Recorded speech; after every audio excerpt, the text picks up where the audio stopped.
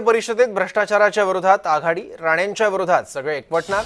शिंदे आणि ठाकरेंचे समर्थक कणकवलीत, राणेंच्या विरोधात वैभव नाईक यांची भूमिका। शिवसेना उद्धव बाळासाहेब ठाकरे हे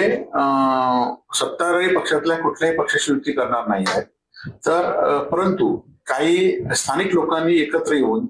या कणकवली नगर पंचायतीवर गेल्या 7-8 वर्षांमध्ये ज्या पद्धतीने भ्रष्टाचार झाला आणि त्याच्या विरोधात लोक एकत्र येत आहेत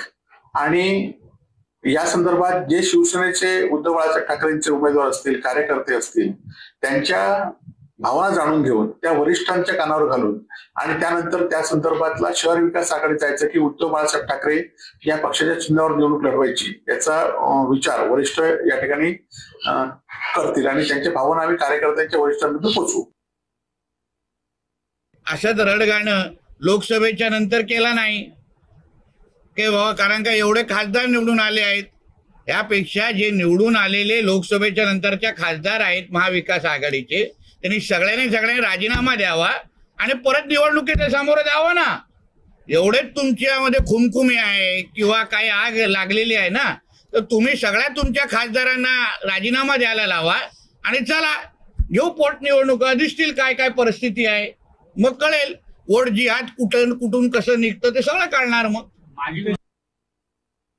आम्ही कोणावर युती करले आणि तुम्हाला कोणी पक्षात घेतलं नाही युतीमध्ये, खरं तर तुम्ही आज या विभागाचे खासदार आहात, परंतु तुम्हाला जर तुमच्या राज्याचे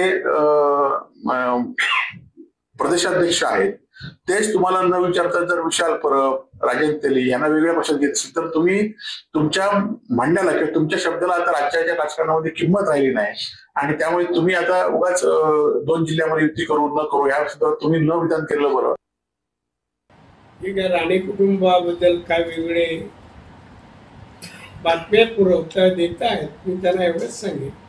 एखादी गोष्टीची शहानिशा करा आणि बातम्या द्या। मी जोपर्यंत आहे तोपर्यंत राणे कुटुंबात अंतर्गत कोणताही वाद होणार नाही आणि वाद होऊ देणार नाही।